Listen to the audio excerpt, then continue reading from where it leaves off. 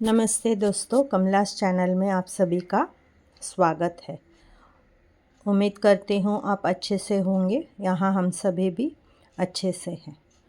तो गणेश चतुर्थी का पर्व सुमंगल गया होगा, यह उम्मीद करके मैं आपको इस चैनल में गणपति बप्पा की ही एक कहानी सुनाती हूँ।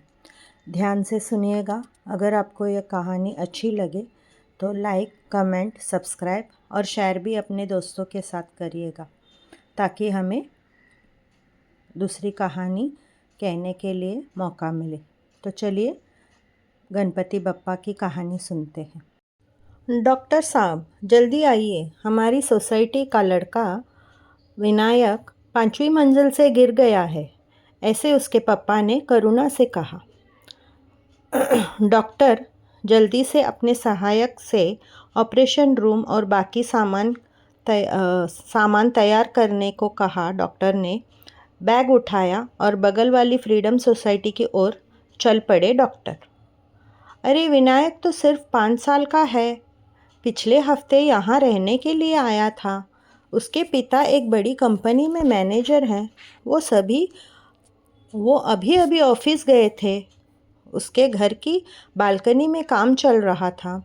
विनायक खेलते खेलते 5वीं मंजिल से गिर गया। डॉक्टर मौके पे पहुँचे। नई बिल्डिंग के खंभों पर काम चल रहा था। डॉक्टर साहब आ गए, किसी ने आवाज़ लगाई। विनायक एक बहुत बड़े खंभे के लिए लगाई गई लोहे की सलाखों के बिल्कुल पास गिरा था, और वो भी उसके पैरों पर लोहे की सलाखें गिरी थी। विनायक के पैर घुटनों तक कीचड़ में धंसे हुए थे। भीड़ बहुत थी, लेकिन सिर्फ देखने वाली ही थे। 2 मजदूरों ने विनायक को कीचड़ से बाहर निकाला। डॉक्टर ने बगल में लगे पानी के पाइप से धीरे धीरे वरद के पैर धोए। क्या दर्द हो रहा है बच्चे? क्या दर्द हो रहा है?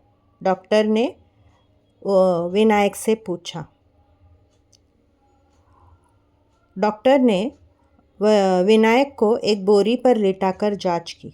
हैरानी की बात यह थी कि वरद बिल्कुल ठीक था।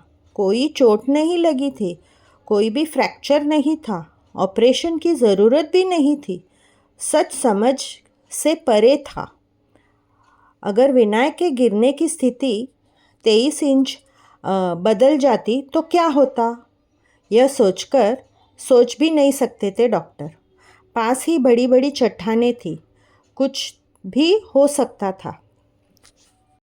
विनायक, आप कैसे गिरे? डॉक्टर ने पूछा। डॉक्टर, मेरे हाथ में एक चाबी का छल्ला था और वह मेरे हाथ में से फिसल गया। मैं उसे पकड़ने के लिए नीचे झुका और गिर गया, लेकिन मैंने अंगूठी पकड़ ली और छोड़ी ही नहीं। इस अंगूठी को देखो, मैंने अंगूठी अपने हाथ में ले ली। उस पर बाल गणेश का एक सुंदर तस्वीर थी। उस अंगूठी में बाल गणेश की एक सुंदर तस्वीर थी। गणेश ने विनायक को बड़ी दुर्घटना से बचा लिया था। डरने की कोई बात नहीं है, विनायक बिल्कुल ठीक है, ऐसे डॉक्टर ने घोषणा की। डॉक्टर, मेरी अंगूठी दे दो, ऐसे विनायक ने कहा। विनायक को वह अंगूठी बहुत ही पसंद है, विनायक की माँ कह रही थी। यह कहानी एक सच्ची घटना पर आधारित है और इसे लिखा है दिलीप कजागावकर, जो पुणे में रहते हैं। तो कैसी लगी कहानी? अच्छी लगी ना? तो बप्पा हमारे साथ ही हैं। हम हमेशा अपने भक्त की रक्षा करते रहते हैं। तो चलिए यही कहानी हम संस्कृत में अनुवाद करके कहते हैं। तो ध्यान से सुनिएगा। महोदय, शीघ्रम् आगच्छतु। अस्माकं समाजात् विनायकः पञ्चमतलात् पतितः इति विनायकः पितुः करुणापूर्वकम् अवदत्। अहं शीघ्रं चिकित्सकः शीघ्रमेव सहायकं शल्यक्रियाकक्षम् अन्यवस्तूनि सज्जीकर्तुं पृष्टवान्। पुट्ठम् उद्धृत्य समीपस्थ स्वतन्त्रतासङ्घं प्रति प्रस्थितवान्। हे विनायक, केवलं 5-वर्षीयबालकः एव। सः गतसप्ताहे अत्र निवासं कर्तुम् आगतः। तस्य पिता एकस्मिन् महती कम्पनीयां प्रबन्धकः अस्ति। सः अधुना एव कार्यालयं गतः आसीत्। तस्य गृहस्य बाल्कनीयां कार्यं प्रचलति। वरदः क्रीडन् ततः पतितः 5मतलात्।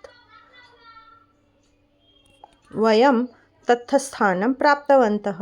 नूतनभवनस्य स्तम्भेषु कार्यं प्रचलति स्म। वैद्यः साहेब् आगतः इति कश्चन उद्घोषितवान्। विनायकः अतीव विशालस्य स्तम्भस्य कृते स्थापितानां लोहदण्डानां बहु समीपे एव पतितः आसीत्। तदपि तस्य पादयोः वरदस्य पादौ जानुपर्यन्तं पङ्के निमग्नाः आसन्। जनसमूहः विशालः आसीत्, परन्तु प्रेक्षकाः एव आसन्। मजदूरौ वरदं शङ्कात् बहिः आकर्षितवन्तौ। अहं पार्श्वे जलनिकेन वरदस्य पादौ शनैः प्रक्षालितवान्। किं व्यथते? अहं पृच्छन् आसीत्। अहं विनायकं पार्श्वे एकस्मिन् बोरे शयनं कृत्वा परीक्षितवान्। आश्चर्यवतः विनायकः सर्वथा कुशलः आसीत्। न चोटः, न भङ्गः, न शल्यक्रियायाः आवश्यकता। सत्यं बोधात् परम् अस्ति।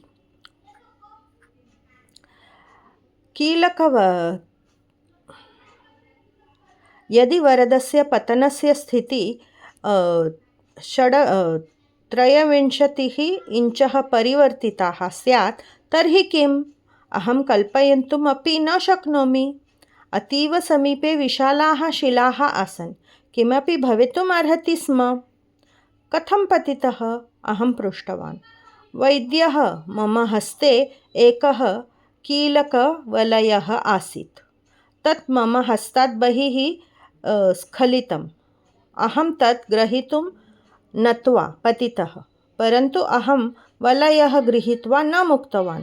तत् वलयं पश्यतु। अहं वलयं हस्ते गृहीतवान्।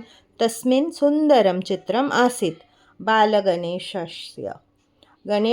गणेशः विनायकं महता दुर्घटनातः उद्धारितवान् अस्ति। भयस्य कारणं नास्ति। विनायकः सर्वतः कुशलः अस्ति इति वैद्यः घोषितवान्। वैद्यः, मम वलयं ददातु। विनायकः तत् वलयम् अत्यन्तप्रेम्णा पश्यति इति वरदस्य माता वदति स्म। कथमस्ति कथा?